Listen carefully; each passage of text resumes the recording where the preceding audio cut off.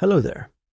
Tonight we are going to slip through the creaking alleyways and candlelit hallways of medieval Europe, not as a noble, not as a knight, not even as a merchant, but as someone in a far darker profession. Someone no one wanted to see coming. Someone no one ever wanted to remember. Picture this. It's the dead of night. The village is asleep. The only sound is the distant bark of a dog, a rat skittering through garbage, maybe the wind, rattling loose shingles on a sod-roofed inn. Somewhere down a side road, you're holding your breath, fingers trembling on the hilt of a dagger that's older than you. You haven't eaten in 2 days, and you're about to break into a bishop's manor because someone handed you a coin purse and whispered a name you're not even sure you heard correctly. And you probably won't survive. So before you get comfortable, take a moment to like the video and subscribe, but only if you really like what I do here. Post in the comments where you're tuning in from and what time it is where you are right now. And I'll turn off the lights, maybe turn on the fan for some soothing noise, and let's get started tonight. No one, absolutely no one in the Middle Ages grew up thinking, you know what, would be cool. Becoming an assassin. They thought about bread, or maybe getting through winter with all 10 toes. But sneaking into castles and slitting throats for silver, that was the job for someone who had run out of other options. And even then, you didn't get a cool cloak. You got fleece splinters and moral decay. Becoming an assassin wasn't a calling. It was a curse. It usually happened after life had already knocked out your teeth and stolen your boots. You lost your home, your family, your name, maybe your mind. You were a thief who didn't run fast enough, a soldier who disobeyed one too many orders, or a widow with nowhere left to turn and a face no one would remember. Some people were born under bad stars. Medieval assassins were born under stars that had already fallen, caught fire, and crashed into a dung heap. Most of them weren't masters of martial arts or monks who moved like whispers.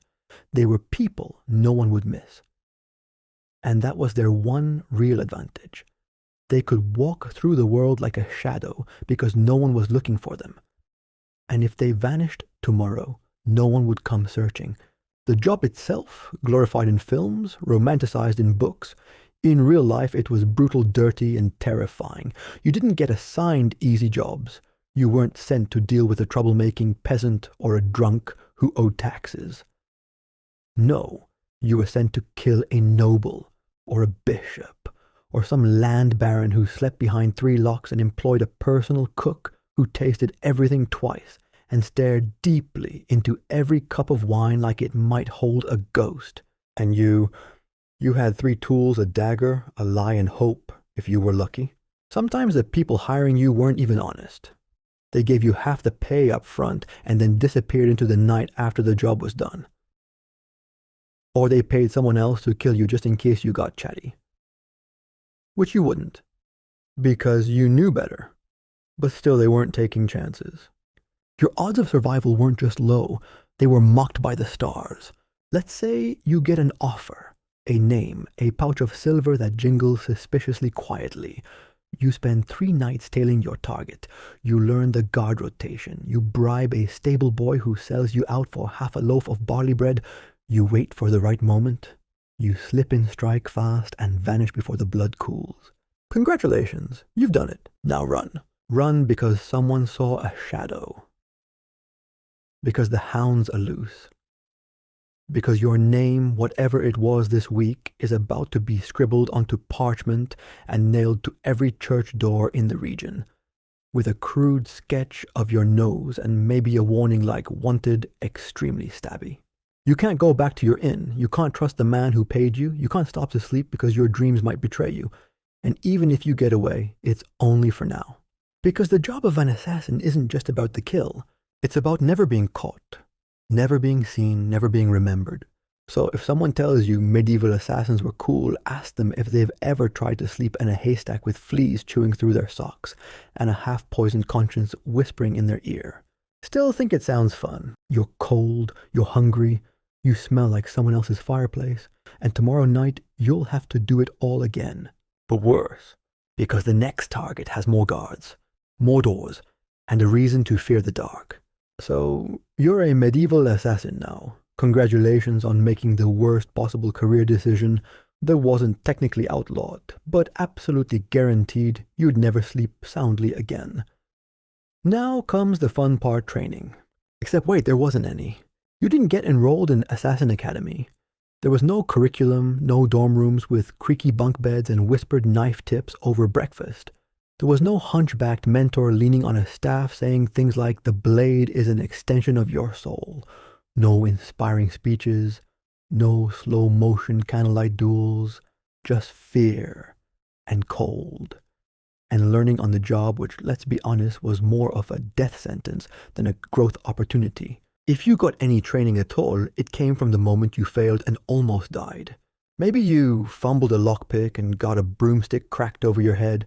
Maybe you tried to climb a second-story window and slipped, landing in the compost pile while the cook screamed bloody murder and threw a rolling pin at you. Every mistake left a bruise or a scar or a limp you had to explain later as old soldier's knee, which was assassin speak for fell off a roof running from guards again. And don't expect manuals. There were no assassination for dummies manuscripts, no helpful diagrams with arrows pointing to stab here or watch for the dog.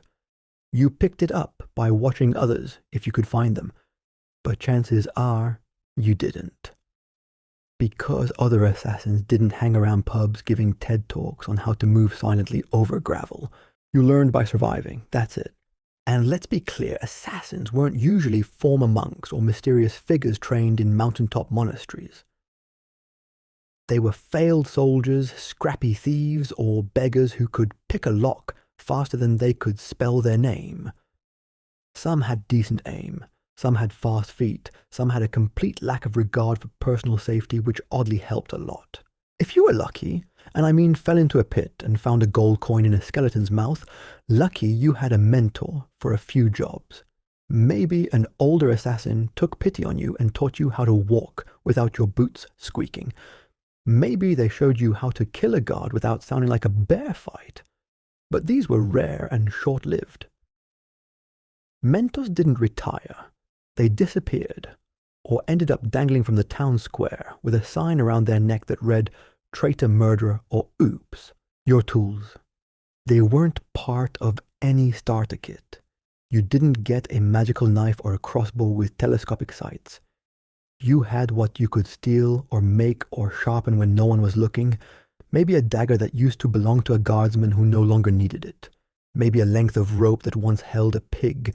Maybe a garrote fashioned from an old bootlace and two calloused hands. And even when you had a weapon, using it well was another matter. Stabbing someone isn't complicated. What's hard is doing it without screaming, or slipping, or dropping your knife halfway through because it got stuck in a rib, or realizing you just stabbed a decoy in a wig and the real target is now watching you from behind a curtain holding a crossbow. And escape, that was the real training, because any idiot can swing a blade. But getting out of a manor alive after making a body hit the floor, that's where assassins earned their pay. Or didn't. Most didn't. You had to learn how to vanish, how to listen for footsteps, how to breathe shallow so you didn't fog up a window and give yourself away. You had to memorize every hallway, every creaky stair, every servant's entrance that led to a cellar door and a chance of freedom. Poison, that was its own nightmare. Trial and error with emphasis on the error. You'd think poison would be the elegant option, right? A drop in the wine, a sprinkle in the stew, and the target quietly keels over before dessert. Wrong. Half the time, the poison made them burp suspiciously, then call for their food taster. Sometimes they vomited for hours, then got up refreshed, and more paranoid than ever.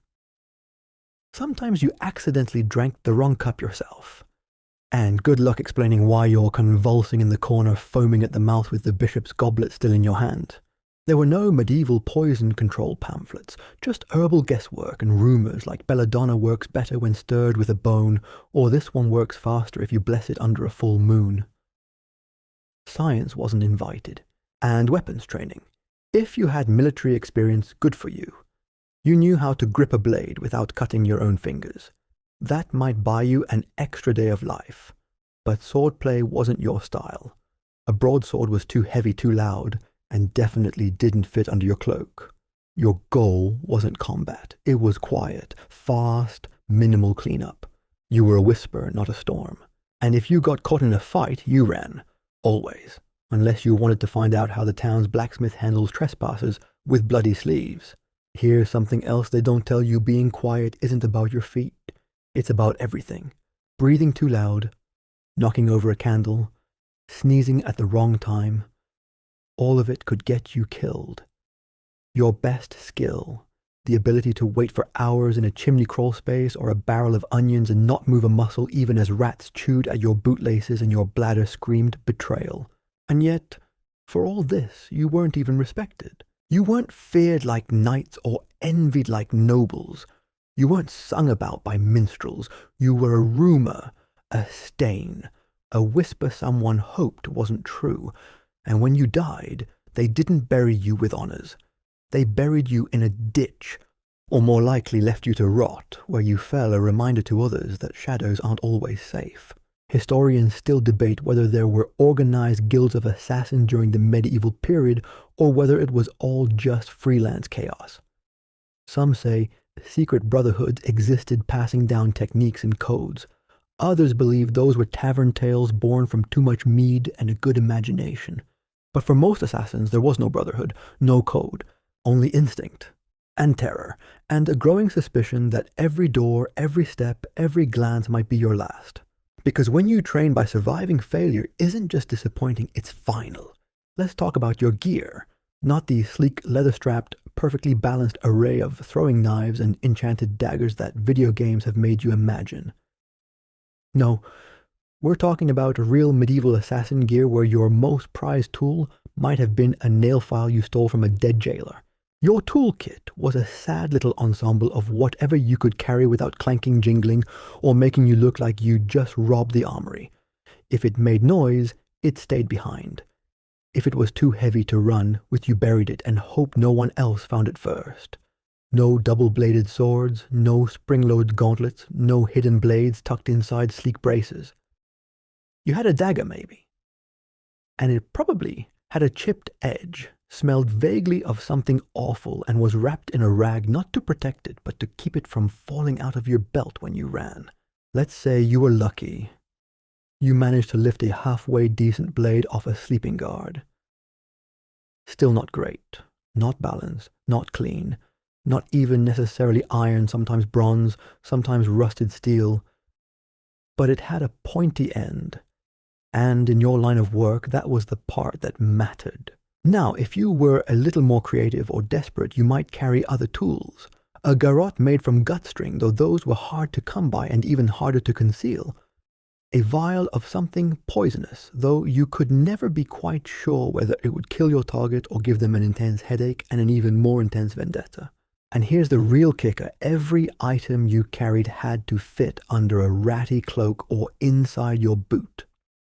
Your cloak couldn't look too new or people would ask questions, but it also couldn't look too ragged or people would assume you were a thief and run you off before you could even get close to your mark.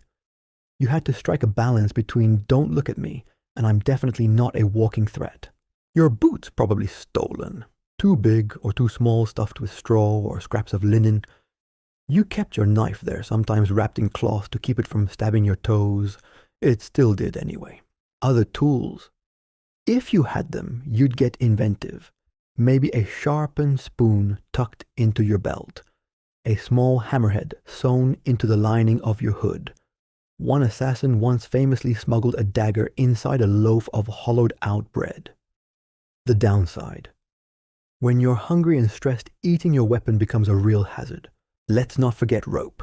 Rope was the Swiss Army knife of the desperate. You could strangle with it, climb with it, or tie something shut. But it was bulky. You couldn't carry a whole coil around your shoulders like a sailor on leave. So you'd cut short lengths, loop them through your belt, and pray you didn't tangle them at the worst possible moment.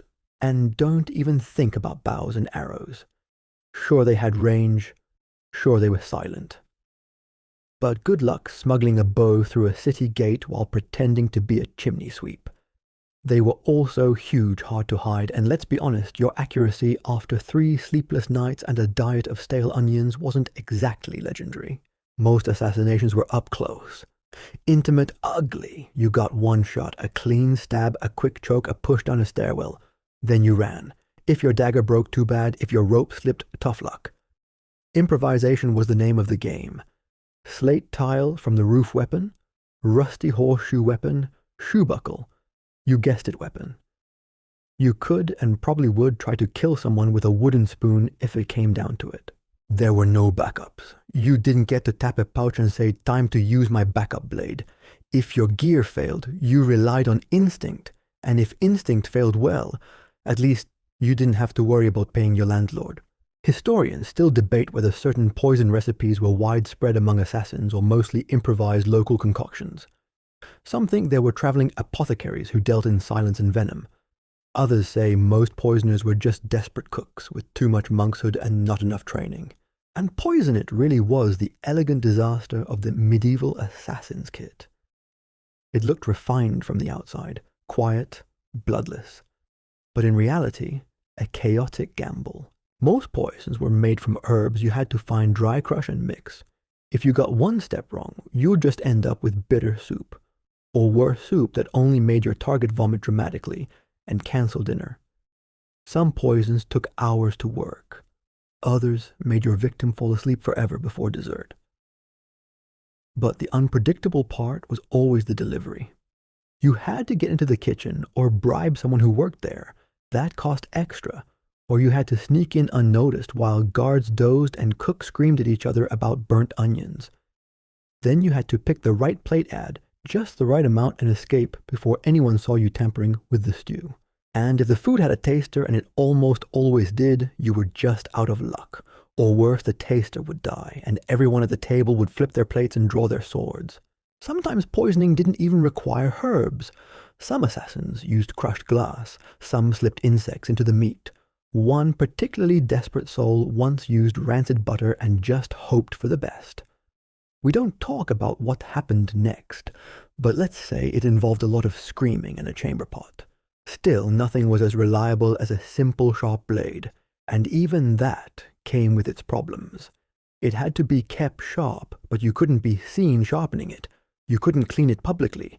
You couldn't let it jingle when you walked or flash when you turned a corner. It had to be part of you, invisible, silent, deadly. In short, your weapon was your best friend, the only thing you could trust, not your client, not your instincts, not the whispering kitchen maid or the stammering groom who said the Baron sleeps with the window cracked open. Your dagger didn't lie, but it also didn't forgive. And it never promised to get you out alive. So while everyone else at the market strolled around with baskets of turnips and gossip, you wandered through the crowd with a cloak that didn't quite fit, boots that hurt your feet, and a blade pressed against your thigh like a reminder you're not like them. You don't belong here. And if you mess this up, this very blade may be the last thing you feel. This wasn't glamour. This was survival. And survival came cheap. You don't get a job offer as a medieval assassin. You get a whisper, a coin purse, and the unshakable feeling that you've just said yes to dying in a stranger's garden before dawn. Picture this. You're sitting alone in the corner of a filthy inn. You haven't said your name in days. Your hands still smell like the rope you used 2 nights ago. Then a man with a limp and a suspiciously large hat slides into the bench across from you. He doesn't look at you, doesn't speak right away, just places a small pouch of coins on the table. Not heavy, not loud, just deliberate. You both know what's inside. He leans in, says a name is never a good name. It's not Tom the farmer or Marjorie from the bakery. No, it's always someone with power, someone with guards, someone with a very long list of enemies and an even longer list of people who'd happily pay to shorten it. You nod, he stands, you never see him again. That's the job interview. No resume, no references, just a first impression and the mutual understanding that if you mess up, no one will ever find your teeth. And the pay, let's talk about that. You get half now, half later. Classic setup. But half later in the world of medieval assassination means if I feel like it, or if I don't die before then, or most often if I don't decide to kill you first. There's no contract, no legal recourse, no terms and conditions other than the silent clause that says we never met, and if you speak of me, I'll have you skinned. Some clients do pay, but even those usually come with strings like you now owe them a favor. Or they know what you look like, so you better hope they never get arrested and need a bargaining chip. The more powerful the client, the more likely they are to erase you when the job's done. Because what's cheaper than a bonus A knife? Here's how it might go down. You complete the mission. You sneak through a castle's servant wing. You hide in a wine barrel for 6 hours. You kill a nobleman in his sleep so cleanly that even the jester in the next room doesn't stir. You leave the body slumped over like he passed out drunk. Flawless. You show up the next night per instruction at the rear of a stable house outside town. The client is there, or so you think. You approach, and before you can say payment, someone behind you hits you with the butt of a club. Or a dagger finds your ribs before a hello does. Because you're not just a liability now, you're evidence. And in this line of work, no one likes loose ends. Historians still debate whether some of these assassins were used as political tools or scapegoats, whether powerful nobles ever commissioned fake contracts just to lure assassins into traps or eliminate rivals under a false flag. But one thing is certain, real or not, every job carried a heavy whiff of betrayal. You couldn't trust anyone. Not the messenger, not the person who arranged the meeting, not even the coin. Because sometimes, get this, the coins were marked, identifiable, traceable. You get caught with them, and suddenly your confession writes itself. Sometimes the client didn't want you to succeed. Sometimes they wanted to test palace defenses, or flush out a traitor, or set up a rival for failure. And you were the meat in the trap, disposable, replaceable, and very much screwed. Worse, you couldn't even talk about it. If the deal went south, who would you complain to? Your Honor, I'd like to file a breach of contract lawsuit against Sir Reginald for failing to pay me for a job that involved slipping a poisoned dagger between the ribs of the Bishop of Canterbury while disguised as a pastry chef. Yeah, that would go over well. Your best hope demand full payment up front, which sounds easy. But try saying that to a baron who already considers your life worth less than the wine he's drinking. He'll laugh in your face, or draw a sword, or worse, agree. Because if he agrees, you now have a pouch of silver and a death sentence. Because now he knows you have nothing to lose. So the moment the job's done, he knows you're free. And that's dangerous. So, you take the job knowing full well that even success is a gamble. The silver you earned might be cursed. That the person you just eliminated might be the only one who could have saved your neck in 3 months when everything falls apart. That the client might be watching you from a nearby rooftop crossbow loaded just in case. There's a saying in the trade, if someone pays you to kill someone else is paying to kill you. And even when no one is, it still feels that way. You're always looking over your shoulder, always moving towns, changing names, hiding your coin so deep in your boot that your foot bleeds by midday. You lie to barkeeps, lie to priests, lie to yourself mostly. Because every time you finish a job, you hear the same thought in the back of your head, I got away with it. But not once do you think that was worth it. The guilt isn't what gets you, not really. You get used to that, or you bury it. What gets you is the silence, the hollow thud of a coin pouch dropped on your table like it weighs more than your soul, the look the client gives you, not respect, not fear, just calculation. You were a tool, a useful one, for a while. And now you're just a reminder that they once needed help doing something they weren't brave enough to do themselves. And that makes you dangerous. Because maybe you'll ask for more next time. Maybe you'll start talking. Or maybe you're already thinking like them, cold, calculated, transactional. That scares them. And people fear what they can't control. So you don't get a celebration, no feast, no extra tip, you get a nod, maybe a grunt, and the same reminder every time. You were never here. So you pack up, wrap your blade in cheesecloth, tuck your pouch inside your cloak, and disappear again. The job's done, but you're still not safe. You never were. Because in this world, even when you win, you lose a little more of yourself. Let's talk about the targets, because no one ever paid you to take out a peasant. You weren't hired to dispatch old Tom the sleepy candlemaker, or the shepherd who owed 3 chickens in back taxes. No. When someone slid a coin purse across the table and whispered a name, it was always someone protected, important, dangerous. The kinds of people who didn't just have doors, they had gates, walls, traps. Guards with names like Ulrich and Sebastian of the Iron Eyebrows. And the pay. Sure, it looked tempting, but it never quite covered the price of failure, or the full list of things standing between you and your very much alive and heavily guarded target. Let's say you were hired to kill a corrupt baron. Sounds noble, right? Except this baron lives in a stone keep with 40 guards, 3 dogs, 2 food tasters, and a moat that may or may not have something alive in it. You have to get past the gate without being seen, figure out where the baron sleeps tonight because he changes rooms like a paranoid chess player, and do it all without setting off a single bell creaky stare or alert jester. That's right. Some of them had jesters, very alert jesters, who were also surprisingly good with throwing knives. Your average noble target. They weren't dumb. They were paranoid. They had every reason to be, because they knew people like you existed. That's why they employed food tasters, rotating schedules, and slept behind 3 locks with a sword under their pillow. Some even used decoys, hired body doubles to lounge in their chambers while they slept in servant quarters or in hidden rooms behind fireplaces. Historians still debate whether noblemen used decoy chambers as commonly as later legend suggests, or whether it's a tale inflated by survivors who needed an excuse for why they stabbed a stuffed pillow. Either way, the fear was real. The secrecy was real. And getting to your target meant navigating a maze of bodies, stone, and suspicion. First hurdle, the guards. You didn't face one sleepy guy at a door with a lantern and a bladder problem.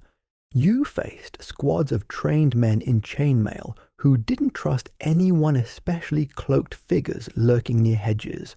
They worked in shifts. They patrolled in pairs. They tapped their spears on cobblestones every 5 minutes because routine kills surprises. So you learned their patterns, counted their steps, memorized which ones stopped to cough near the courtyard tree, knew exactly how many seconds you had between torchlight sweeps. You knew when the younger one rubbed his knee, probably an old wound, and took a break to sit. You used everything. Then came the walls. Castles weren't welcoming. They weren't built to be entered. They were built to survive, to keep people out, especially people like you. You faced battlements, arrow slits, and murder holes delightfully named for what they were used for. Stone chutes that poured boiling oil rocks or hot sand onto intruders. Some castles even had witch doors. Tiny narrow passageways that only one person could pass through at a time, designed to be easily defended from the other side. And if you thought you could swim across the moat, sure. If you enjoyed freezing water rats and the distinct possibility of being skewered while halfway up a slippery moss-covered wall, let's assume you got in. You scaled the wall like a rat in moonlight, crept across the parapet, and slipped inside via a narrow service door meant for hauling firewood. You weren't safe yet, not even close, because inside the walls were the ye-servants, hundreds of them. Cooks, stable hands, scribes, grooms, wet nurses. Every one of them had eyes, and every one of them knew each other. So the second one of them saw someone they didn't recognize. That's when the whispering started, the stolen glances, the quiet steps toward the captain of the guard. In a noble household, a gossip traveled faster than arrows. And you didn't look like anyone's cousin. You looked like someone hiding something. So you disguised yourself, maybe as a servant, a scribe, a monk. But even then you had to punk sell the role. You couldn't just slap on a robe and mumble about silent prayer and hope no one asked you to recite the Lord's Prayer in Latin. You needed to know where the kitchens were, who the head cook was, the name of the baron's dog. You had to carry chamber pots convincingly, nod at the right moments, use the slang the real servants used because yes, even chambermaids had inside jokes.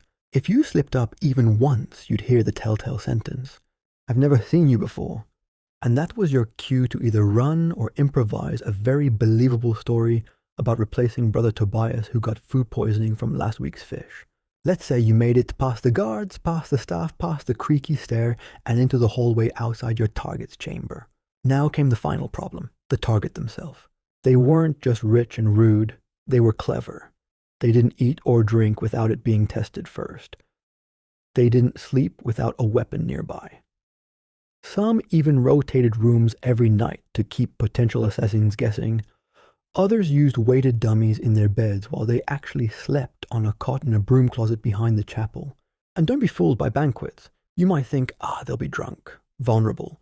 Yes, they'll be drunk, but so will everyone else, including you if you want to blend in.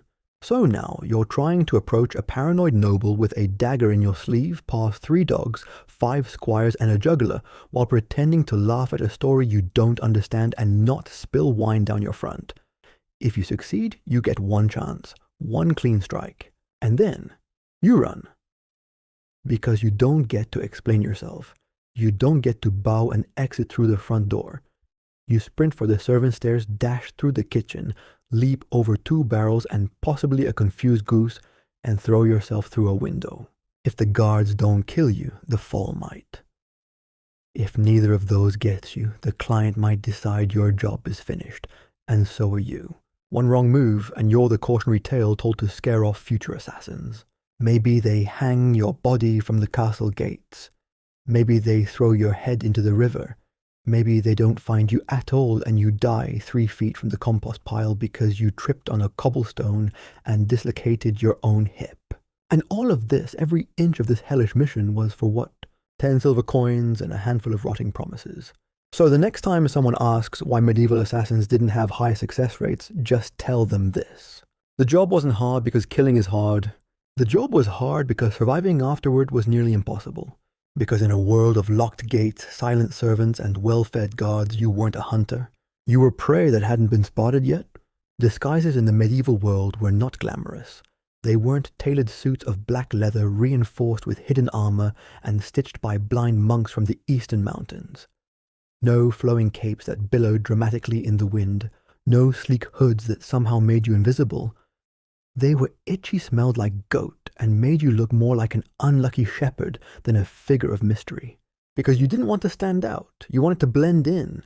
That meant looking just like everyone else who hadn't bathed in 2 weeks, who limped slightly from a poorly healed sprain, and whose eyes flicked toward any passing loaf of bread with thinly veiled longing. You dressed like the invisible poor, the nameless servant, the monk who carried buckets of slop from one end of the castle to the other without speaking. That was your armor ordinariness.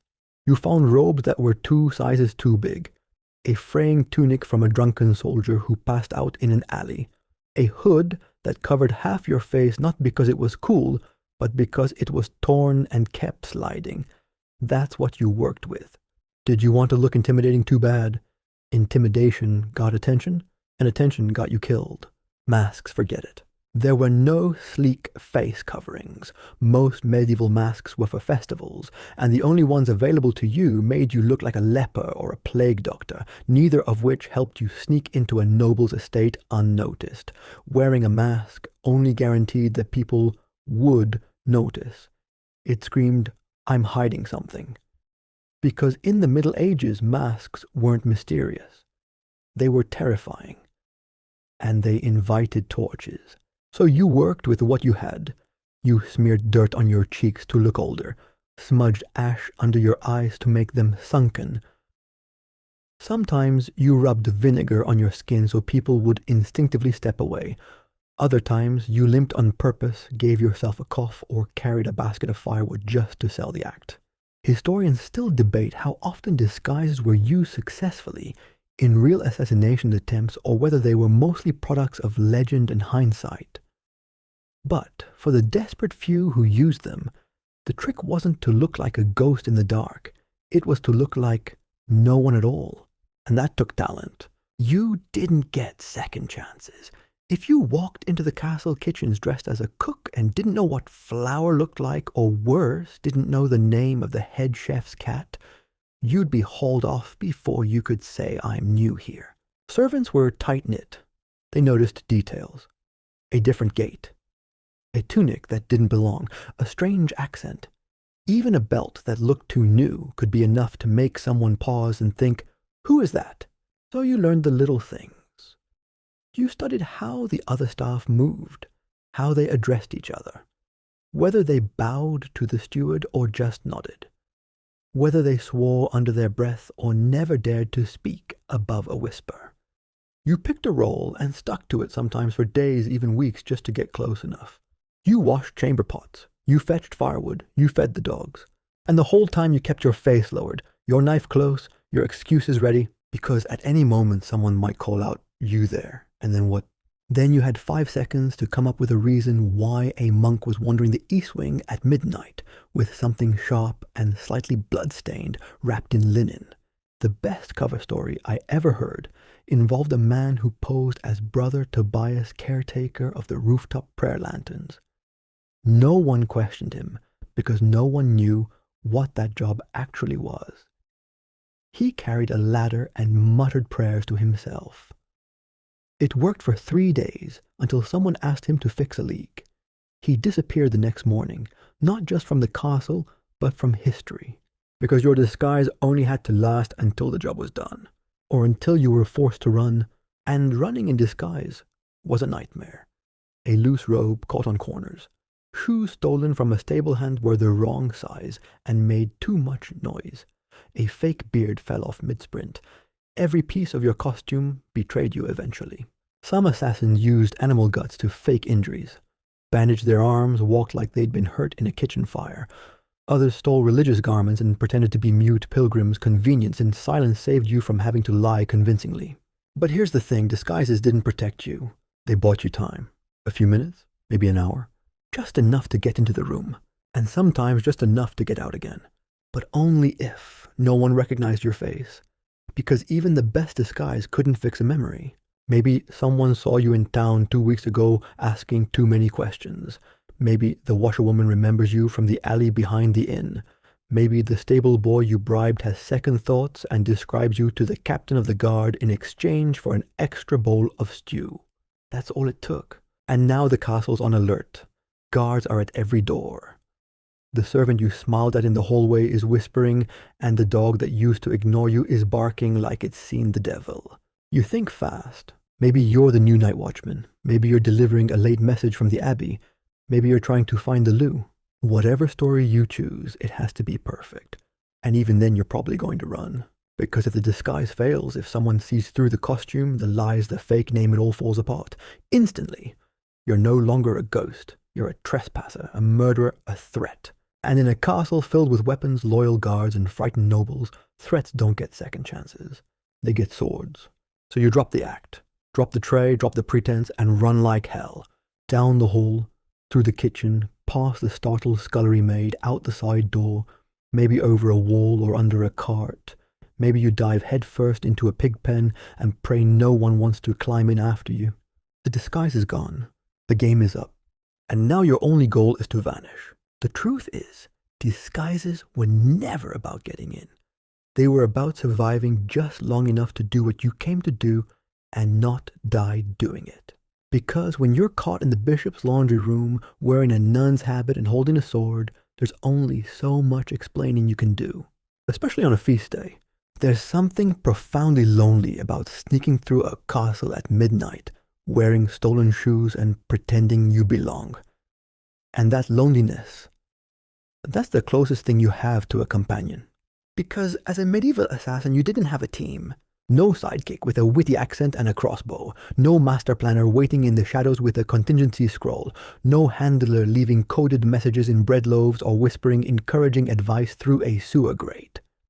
Just you. And your increasingly suspicious reflection in the still water of a horse trough. Sure, you might hear rumors in taverns, hushed voices talking about a secret guild of assassins operating from the back rooms of apothecaries or ruined towers. But those were tales. Stories told by drunkards who claimed they once saw a man vanish into mist or kill with a single blink. Even if those guilds existed, they didn't hand out membership cards. Because here's the brutal truth. The fewer people who knew you existed, the longer you lived. Every contact was a risk. Every conversation, a gamble. Even your client, especially your client, was someone to be feared, not trusted. And if they knew your real name, that meant you already made a mistake. So you kept things simple. You traveled alone, ate alone, slept in corners. You never stayed more than one night in the same town, never visited the same tavern twice, never gave your name unless someone paid you first. And even then, it probably wasn't your real one. You had no friends. You couldn't afford to.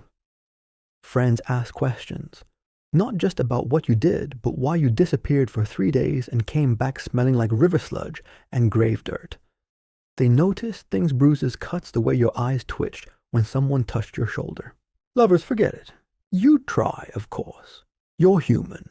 You crave warmth, comfort someone who doesn't flinch when you reach for your belt in the dark. But eventually they'd start to notice things. The scars, the nightmares, the knife under the pillow. And when they asked what you did for a living, you couldn't say freelance questioner of men and expect a kiss goodnight. So you left, always. You built walls around your life, just like the ones you spent your nights trying to get past. And behind those walls you waited, listened, observed. At inns, you sat in the darkest corner back to the wall, eyes fixed on the door. You never drank too much. You never got too comfortable. You watched for familiar faces in unfamiliar places. A merchant who shouldn't be here. A beggar who looks too clean. A child who's watching too closely. Because anyone could be watching you. Even other criminals kept their distance. Thieves and smugglers had communities, informal networks of safe houses and hand signs. You didn't. You were the one who made people disappear, and no one wants to share stew with someone who might vanish them before dessert. In a world where your very existence was illegal, you became your own worst enemy. Every smile could be a trap. Every kind word bait. You distrusted kindness, avoided generosity. You became sharp around the edges socially, emotionally, physically. You slept with one eye open and a blade in your boot, sometimes two. And worst of all, you couldn't complain about any of it. You couldn't sit at the fire and say, strangling a bishop last week really messed me up emotionally. No one wanted to hear that. They'd either laugh, call you a liar, or more likely turn you in. So you carried the guilt alone. Alongside the stress, the paranoia, the constant thrum of anxiety that never quite left your chest. It was always there waiting like a second heartbeat. Historians still debate whether such assassins operated entirely solo or whether small, loose cells of killers might have existed, mutually suspicious, loosely aligned figures who sometimes coordinated just long enough to eliminate a particularly fortified target. But even in those cases, trust was fleeting. Betrayal was baked into the business model. And because of that, you never truly let your guard down. Even in success, you didn't celebrate. You fled. Slipped into the dark with someone else's blood on your sleeves and a fake name already forming in your throat. You moved from village to village. Sometimes across borders. Always changing your story, your walk, your accent. You learned to mimic different dialects, local slang, even religious rituals just well enough to get by. You kept a stash of spare identities. Brother Lucian, the monk Jack, the river trader, Tomas, the mute gravedigger. Each one with a backstory. A reason to stay quiet. A reason to be left alone. And still, you were never truly safe. Because the longer you lived, the more faces you remembered.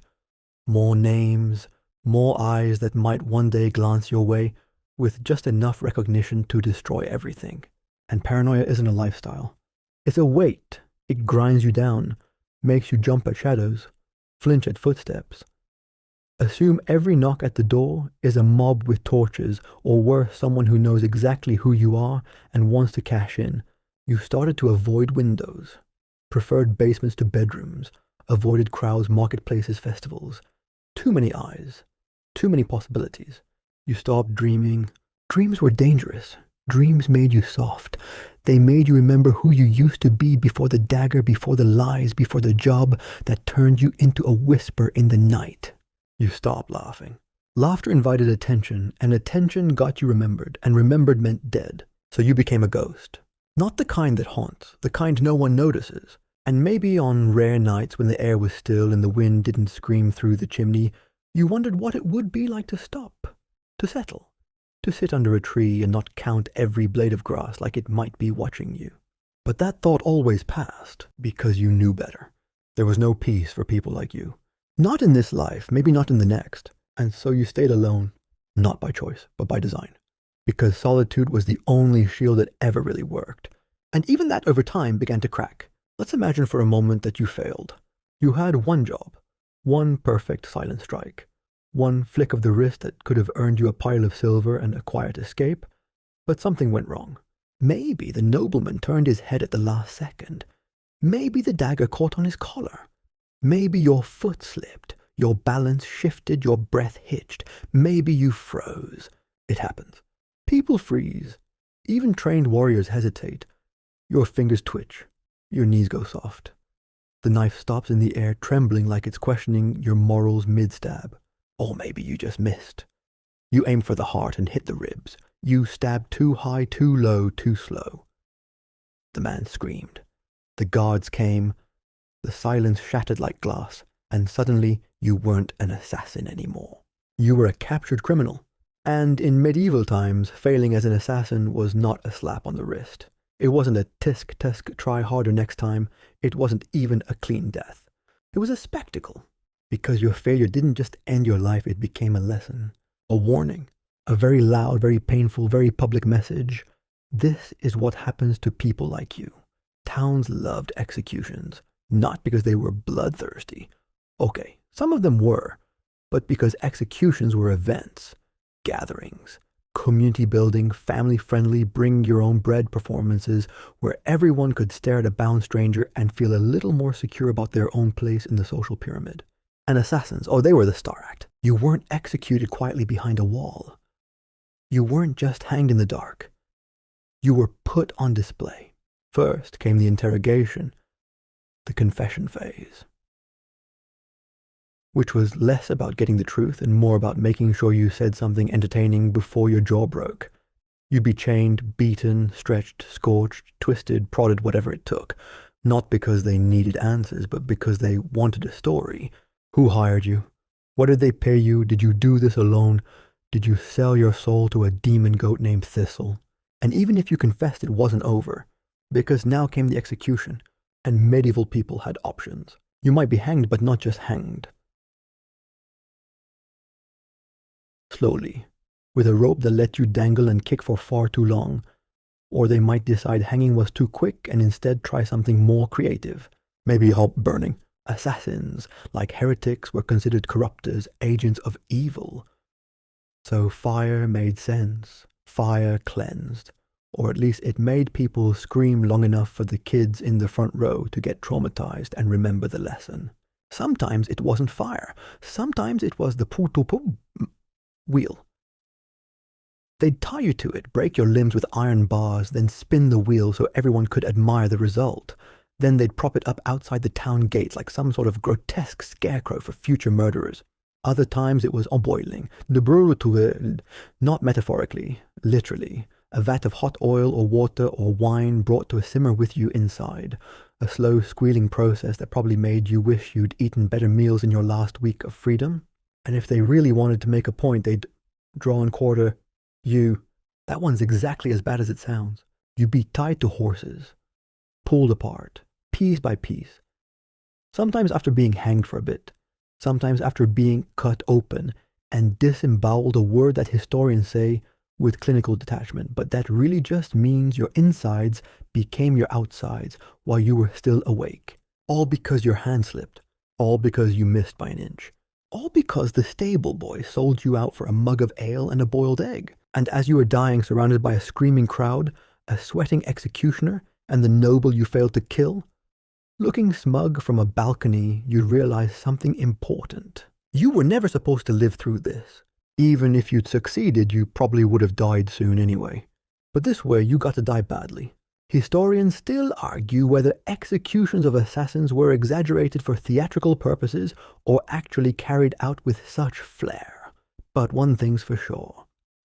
No one wanted to be remembered as the guy who got caught with a dagger and a bad plan. And it didn't stop there. Sometimes it wasn't your target who brought about your downfall. It was your client. Because once you failed, you were no longer an asset. You were a liability, a talking risk, a burning fuse wrapped in rags and desperation. And if your client had half a brain, which most of them did, especially the dangerous ones, they'd want you silenced. So while you were dodging guards, climbing rooftops, swimming moats, and bleeding into your boot from a twisted ankle, your client was already covering their tracks, denying they knew you, burning your name from the ledges, maybe even hiring someone else, someone better to find you before you made it to the next village. There were no second chances in this job. You didn't get to say, "Sorry the blade slipped, I'll try again tomorrow." You got one moment, one heartbeat, one chance to be a ghost. And if you blew it, well, they made sure your death had an audience. And even if you somehow managed to run to escape to live another day, you were marked. You were a hunted man, a known face, a wanted whisper. Sketches of your face, crude, mostly ears and nose, were tacked to tavern walls. Be on the lookout, armed, dangerous, may have dagger in left boot, mild limp smells like onions. People who once looked through you now looked at you. And once you were seen, it was over. Because you weren't just fleeing the guards, you were fleeing shame. Assassins didn't fear pain, they feared being remembered wrong. You didn't just fail to kill, you failed to vanish. You failed to be the myth. You failed to be perfect. And perfection was survival, because in this job, no one cared how many people you'd killed before. Success had no loyalty. You were only ever as good as your last kill. And if your last kill didn't happen, start running. Because what comes next, it doesn't whisper. It thunders. So let's say you actually did it. You made it into the keep. Past the guards, the dogs, the paranoid cook, and the one-eyed jester, who was definitely more alert than anyone gave him credit for. You crept into the bedchamber, stepped over a snoring cat, and slid your blade between two ribs like you were parting silk. No screams, no struggle, just a sigh and silence. Success. Congratulations. You're alive, your target isn't, and no one knows you were ever there. Now run, because here's the real punchline. Being a successful assassin doesn't mean sipping wine on a rooftop while the city burns behind you. It means crawling through a drainage ditch with someone else's blood still on your boots while a dog picks up your scent and a patrol closes the gates. There's no after party, no warm handshake, no congratulatory feast in your honor. The moment the blade does its job, yours begins. You have to vanish before anyone realizes what just happened, before the guards rally, before the estate goes into lockdown. That means having an exit plan before you even make the kill. You needed to have mapped the place in your head days ago, knew every hallway, every dead end, every door that creaks just a little too loud. You memorized servant schedules, knew which stairwell the drunk scullery maid uses to sneak outside for air, knew that on Wednesdays the lower garden gate gets left ajar while the compost is carried out. If you didn't have that info, if you went in hoping to wing it well, maybe you'd be lucky, or maybe you'd find yourself in the pantry with no exit and a very confused goose as your only witness. And once you're out, it's not over. You can't just stroll back into town, collect your coin, and enjoy a nice warm pie. The city is in chaos. The castle's on alert. Every gate is sealed, every horse accounted for, every tavern whispering about a shadowy figure and a noble who mysteriously stopped breathing. The client might have given you a meeting point, a safe house, maybe a boat waiting by the river, or maybe that boat's gone or never existed. Because remember, the moment you succeed, you become the most dangerous person alive. You know too much. You proved you can get into places others can't. You succeeded where others failed. That makes you powerful, and that makes you scary. Clients don't like scary. They don't like the thought of someone who could just as easily slip into their bedchamber next time. So instead of a warm thank you, you get a blade to the gut, or a missing contact, or a trap waiting where you were told to find safety. Historians still speculate whether some clients built entire backup plans just to erase the assassins they hired, whether they kept other killers on standby just in case, or whether some simply vanished into the fog, their part of the story neatly excised before the ink had even dried on the blood. And you, if you're smart, you don't wait around to find out. You disappear. Immediately. You ditch the clothes, the shoes, the weapon, you shave your beard, cut your hair, burn the cloak. You become someone else by morning. Brother Lucian heading east with a monk caravan, Elias the barrel maker's mute apprentice, or just a traveler eyes down, hands rough, voice low. You take back alleys, avoid bridges, dodge checkpoints. You bribe the ferry captain, slip onto a boat bound for anywhere. You sleep in stables, barns, root cellars. You avoid lantern light. You ignore the pain in your shoulder from the fall. You ignore the scent of dried blood that won't quite leave your hands. Because right now, everyone that wants to find you, the guards, the noble's family, the steward who suspects a stable boy knew something, the priest who remembers a stranger attending vespers last week without crossing himself. Even the client, especially the client, is probably watching from somewhere with narrowed eyes and a tightening purse string. And when you finally do reach a place far enough away, a place where the posters haven't gone up yet and your name means nothing, what do you get? A room in a crumbling inn that smells like old soup, a bed of straw, a jug of water, a coin pouch you can't spend too fast or too loudly, and a lingering fear that someone from the last job followed you here. But sure, you're alive, you succeeded. That should feel good, shouldn't it? And yet, the next morning, you wake up before dawn. Your blade's already in your hand. Your boots are already laced. You count your coins. You avoid the mirror. You mutter a new name under your breath until it feels like it belongs to you. Because the world doesn't forget someone like you. You killed a nobleman, maybe even a bishop. You stopped a bloodline, altered succession, changed the course of politics and power. And the reward? A handful of silver and chic permanent target on your back. Because even if the client pays you, protects you, honors the deal rare, you're still a reminder of what they're capable of. And people like that don't like to be reminded. So you're always running, always watching, always listening for the phrase that shouldn't be spoken in this village, for the whisper of your old name on a stranger's lips, for the bark of a dog that's just a little too interested in your scent. And you don't stop, you can't, because success didn't buy you peace. It bought you continuation. Another night, another town, another name, another story that doesn't end. Because the story of a medieval assassin doesn't end with victory. It ends when no one's chasing you anymore.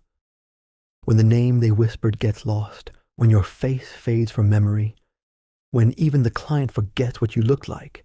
And until then, run! If the physical danger wasn't bad enough being hunted, betrayed, dismembered, or publicly boiled like a festive turnip, there was another enemy that shadowed every assassin through the crooked alleyways and damp castle tunnels of medieval life. Public opinion.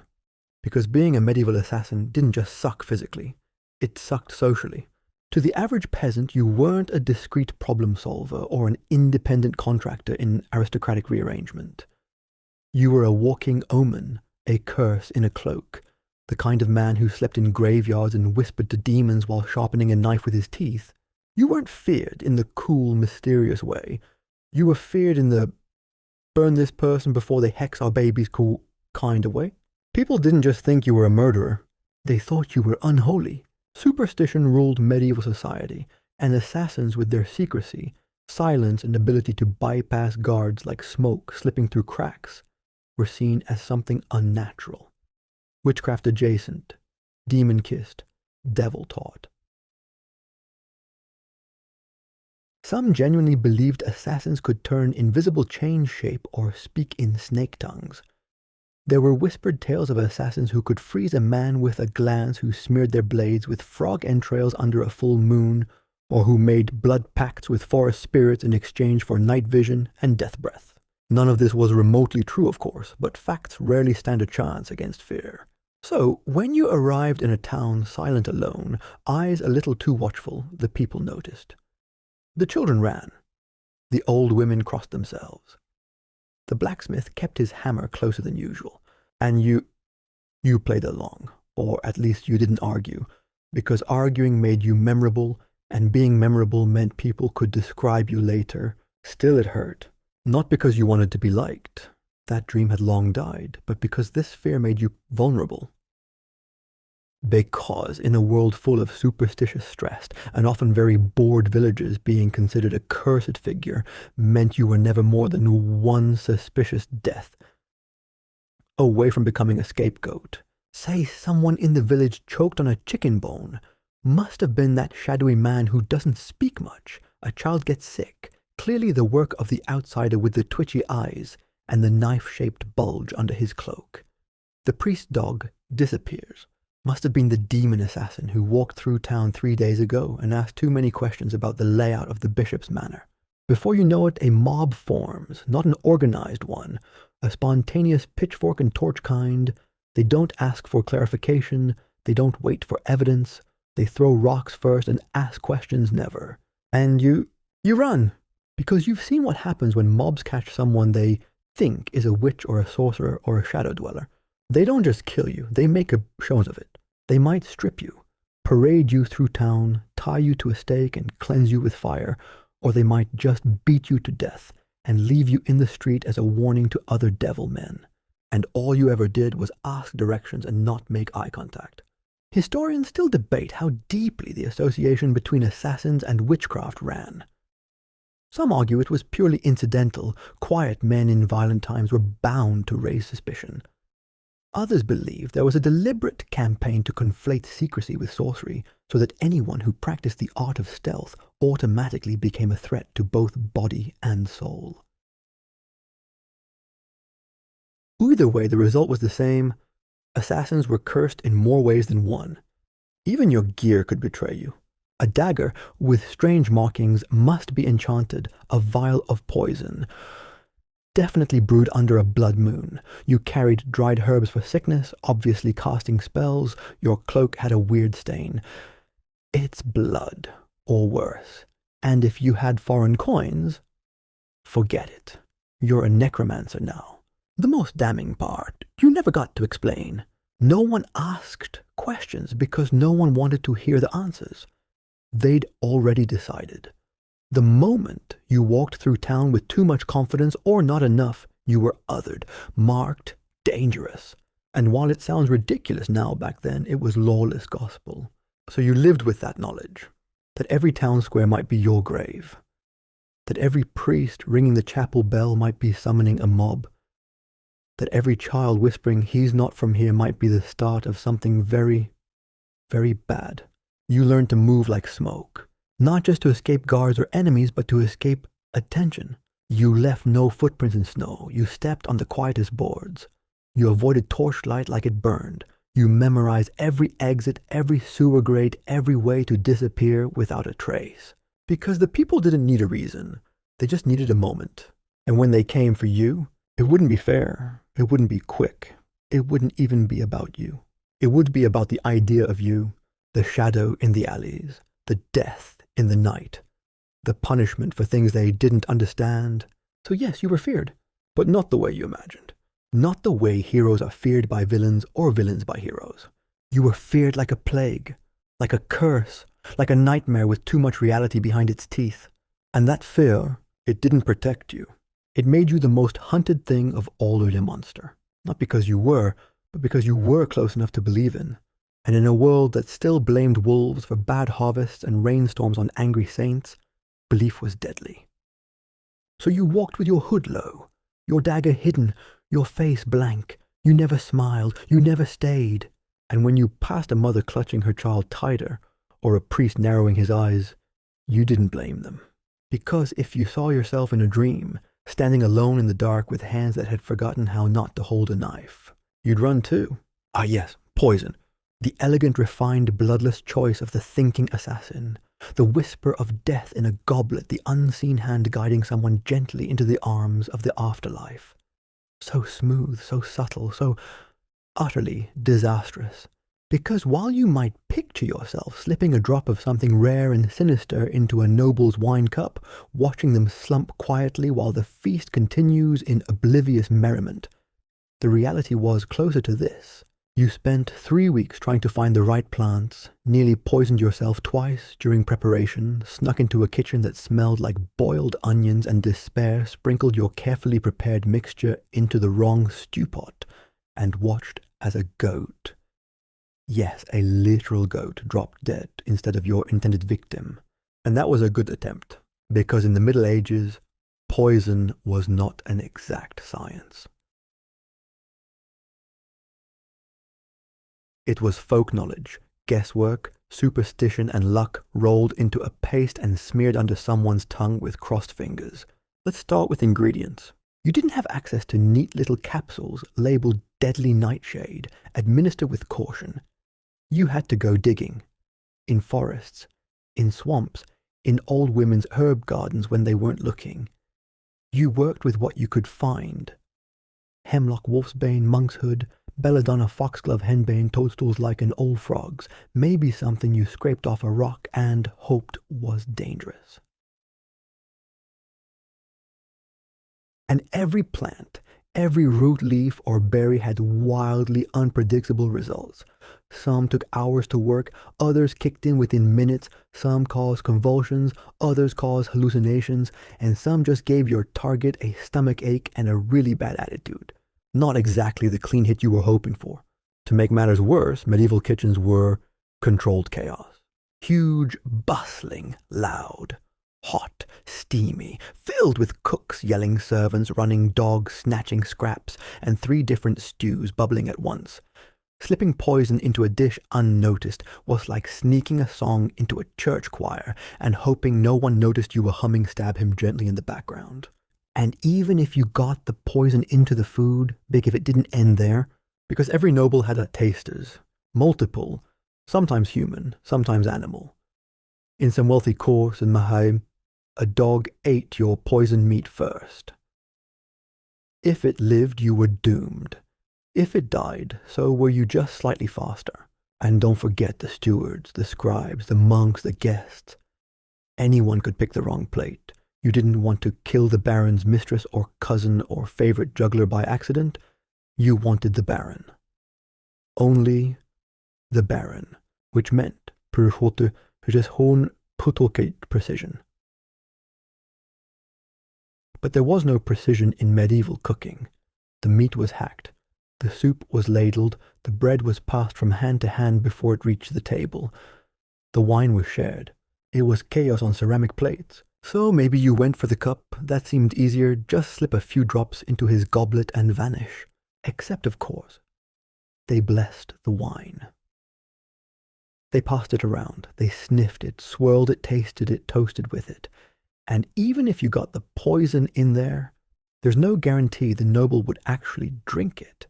He might offer it to someone else, or worse, switch cups mid-toast just to be cheeky. Historians still debate how often real poisonings occurred compared to how often people just thought they were poisoned due to indigestion or natural illness. One thing's for sure, every noble thought it was a risk. And that paranoia made your job almost impossible. So maybe you got creative. Maybe you tried slipping poison into the candle wax so the fumes would kill the target in their sleep. Or you soaked the inside of a wineskin and hoped the liquid picked up enough toxins. Or you left a poisoned letter. Some assassins believed certain herbs could be absorbed through the skin, or even spiked a comb, a brush, or a bar of soap. Most of these plans were, in a word, optimistic. Sometimes the poison never activated. Sometimes it worked too well and killed the taster. Sometimes it worked just well enough to sicken the noble without killing them. And now you were the subject of a full manhunt with dogs, horses, torches, and a very angry duke who vomited for 6 hours and wants to talk. And if you were caught, oh boy. Because poison wasn't just a method. It was a poor statement.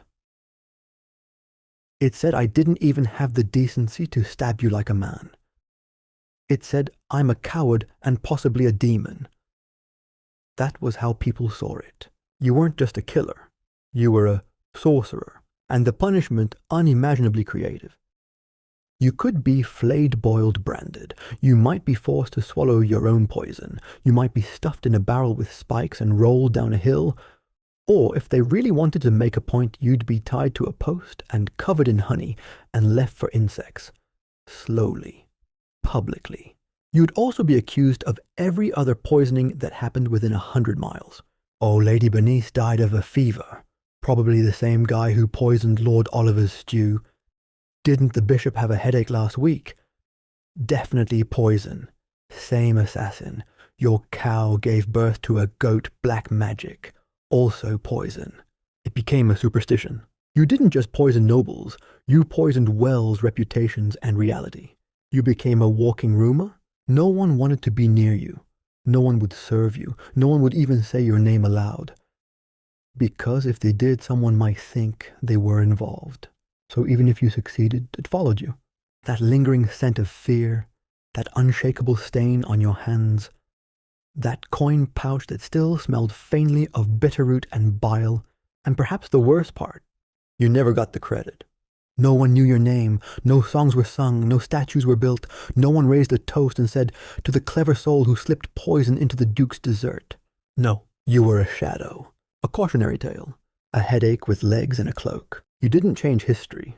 You nudged it, quietly, tragically, invisibly.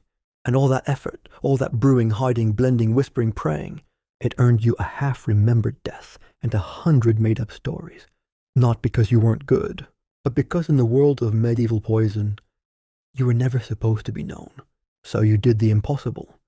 You killed the noble, or the bishop, or the captain of the guard who'd grown too powerful, too loud, too inconvenient. You poisoned their wine, slipped a blade between their ribs, or made it look like a tragic accident involving a stairwell, a loose rug, and one very surprised servant. And then nothing. No celebration, no ballads, no history books. Because you weren't meant to be remembered. Your client. They didn't want you famous. They didn't want your name whispered in admiration. They didn't want anyone to know you ever existed. Not because you weren't good, but because you were too good. And good assassins were dangerous. So your name buried. If it was ever written down, it was scratched out. If it was ever whispered, it was shushed. You became the shadow that moved through the hallways but never had a shape. The name no one spoke aloud but everyone avoided saying too close to candlelight. Let's say you orchestrated the most brilliant hit of the century. You timed the guards' rotations to the second. You bribed the scullery maid, the chamber boy, and the steward's cousin. You bypassed traps, slipped through doors, silenced the dogs, and made your mark vanish without so much as a squeak. And then, nothing. The noble is dead, a power shift follows, territories change hands, alliances form, wars are avoided or begun, and history moves on. Your name not even a footnote. Because history wasn't written by assassins, it was written by the people who paid them, and those people had no interest in remembering you. In fact, they had every reason to forget. That way they stayed clean, blameless. They got to say what a tragedy at the funeral, got to clutch their pearls and pretend they had no idea who would do such a thing, got to quote scripture and promise justice, and you were the invisible hand that knocked the first domino and then got swept away in the mess. Some say that's the point of being an assassin. The true mastery means vanishing from the story. But the truth, it hurt. Because even if you didn't crave fame, you craved meaning. You wanted to believe it mattered, that your sacrifice, the fear, the blood, the silence meant something, that it made a difference. But you didn't even get a gravestone. And if you did, it was probably unmarked, or worse, marked with a name that wasn't yours. Because here's the thing, if people knew your real name, that made you a bold liability. Not just to clients, to everyone. To the apprentice you trained, to the tavern girl you once confided in, to the fellow assassin you once spared. If you existed as a person, as a story, then someone else might try to use that, to find you, to trace you, to ask questions. So you erased yourself, deliberately, slowly, relentlessly. You burned old letters. You left towns without saying goodbye. You let rumors spread that you died or went mad or joined a monastery out west. You created space between you and the job until there was no you left it all, just a habit, a twitch, a whisper. Historians still argue whether famous unsolved assassinations were the work of master killers or just political luck. Some think shadowy networks coordinated these killings. Others believe they were just accidents repackaged by nervous survivors. But in all those theories, there's always a hole, a gap, a missing face, a missing name. That hole, that's you. And it wasn't just about staying hidden. It was about keeping powerful people safe.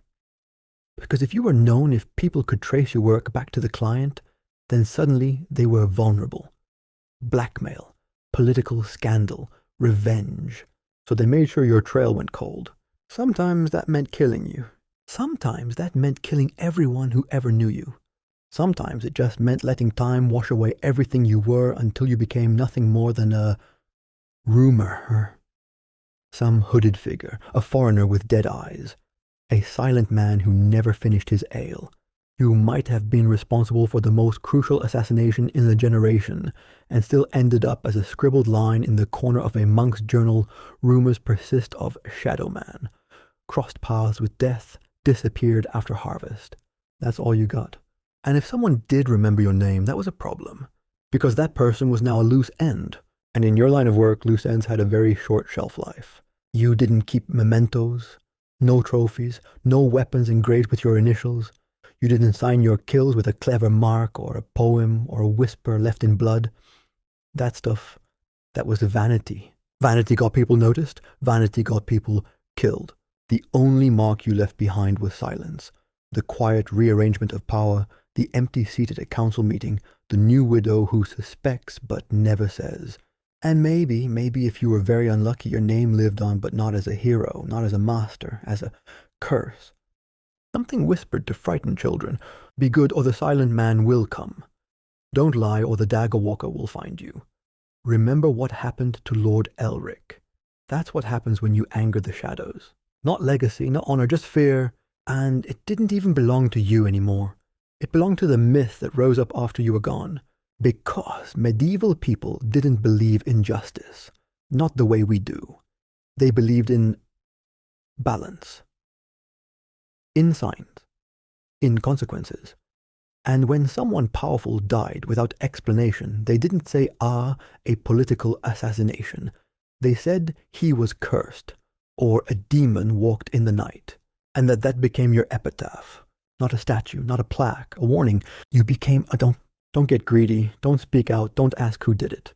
And in a strange, twisted way, maybe that was the closest thing you ever got to a memorial. You didn't change the world by being seen. You changed it by being erased. And every person who vanished after you, every noble who slept with both eyes open, every castle that doubled its guard, every kingdom that whispered of silent deaths, that was your work. You were the shadow behind the throne, the hand that never got caught, the breath of history that no one could trace. You didn't get fame, but you got results. And in your world, that was enough. Let's revisit the person who started all of this for you, the client. The one who paid you, or said they would. The one who slid that coin purse across the table with the practiced ease of someone who had done this before, or at least pretended they had. The one who gave you the name, the map, the deadline, who whispered like they were your friend, like they respected you, like they needed you. Spoiler alert. They didn't respect you. They needed a problem to disappear, and you were the disposable tool they reached for when nothing else worked. In the world of medieval assassination, the golden rule was simple: never trust a client. Because the moment you completed the job, you became the most dangerous person in their world. You held knowledge. You had memories. You knew names, motives, locations, whispers spoken in back rooms. You knew who wanted who dead. And in the political game of the Middle Ages, that kind of knowledge wasn't valuable. It was too radioactive. So what did your client do? Most commonly, they vanished. Gone. The innkeeper doesn't remember them. The contact who introduced you suddenly skips town. The house you visited 2 weeks ago is boarded up. No message, no coin, no explanation, just absence. The second most common outcome, they send someone after you. Yes. It sounds paranoid.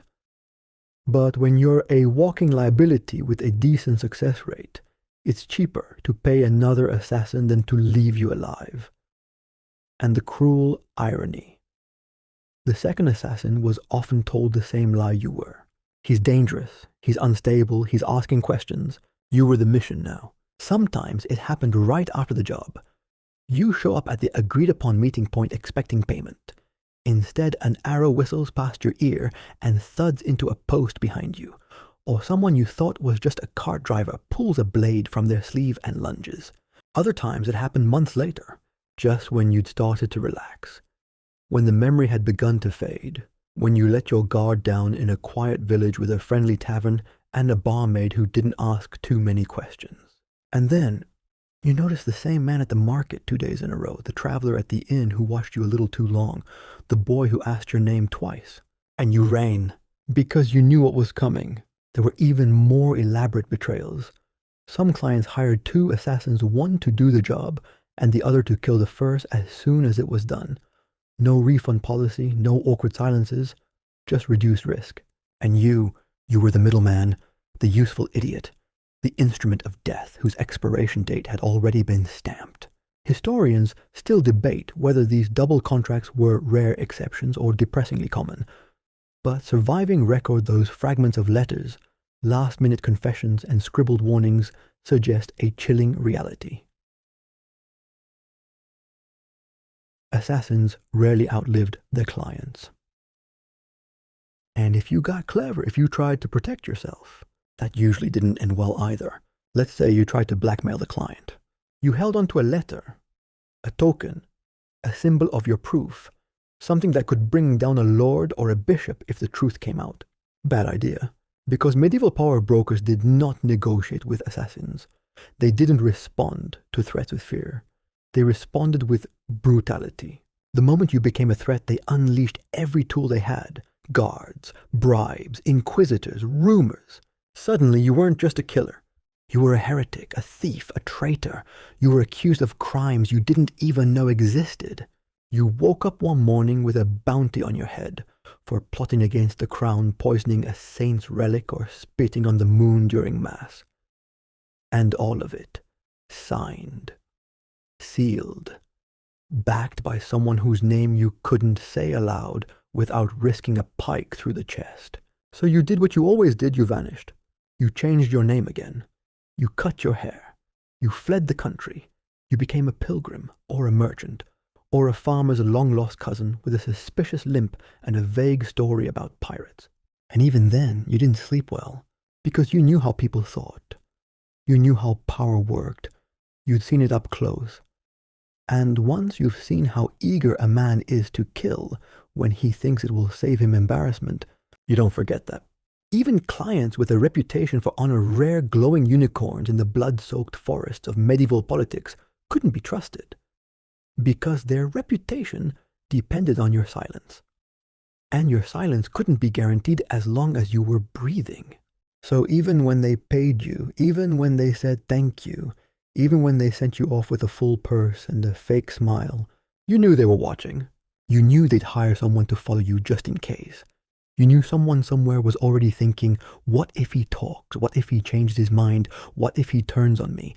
And the problem with that kind of thinking, it always ends the same way. One day you're walking through a quiet village square, the sun is shining, the baker's singing, the barmaid is smiling, and then you hear it.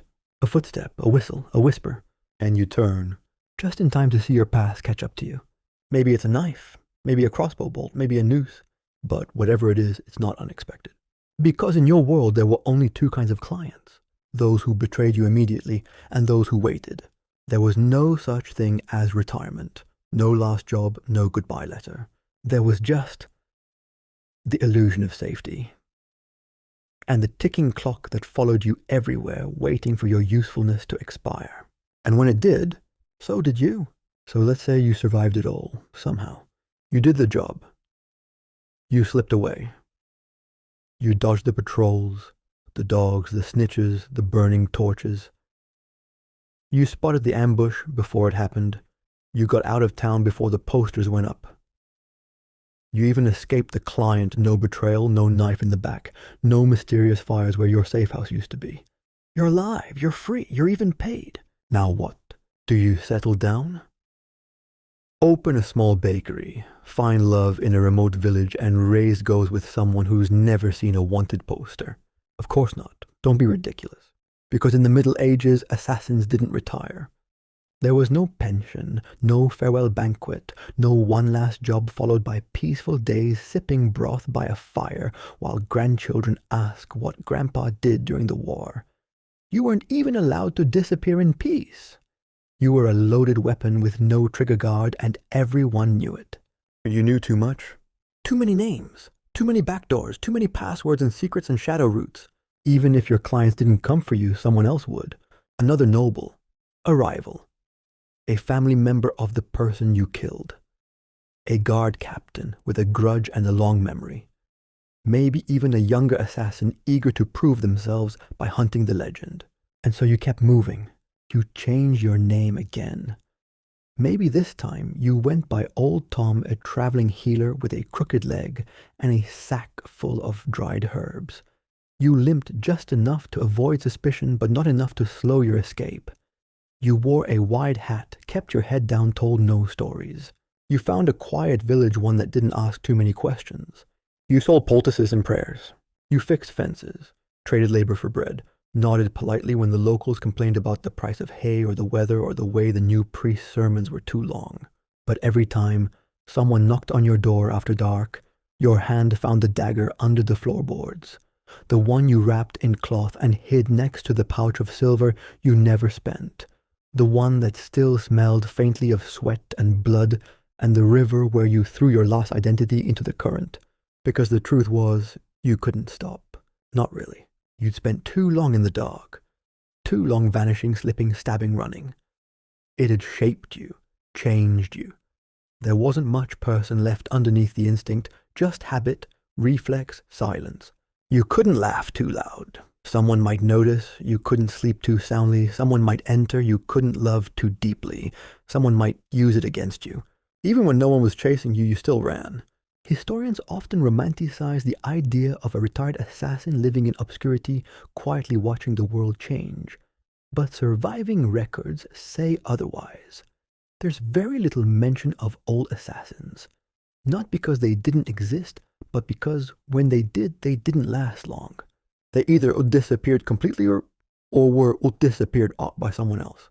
And you felt that everywhere you went, in the looks from villagers who couldn't quite place you, in the way people hesitated when you entered a room, in the moment someone almost recognized you and then smiled and said, "You remind me of someone." You didn't eat at the same tavern twice. You never sat with your back to the door. You left money behind for meals you barely touched.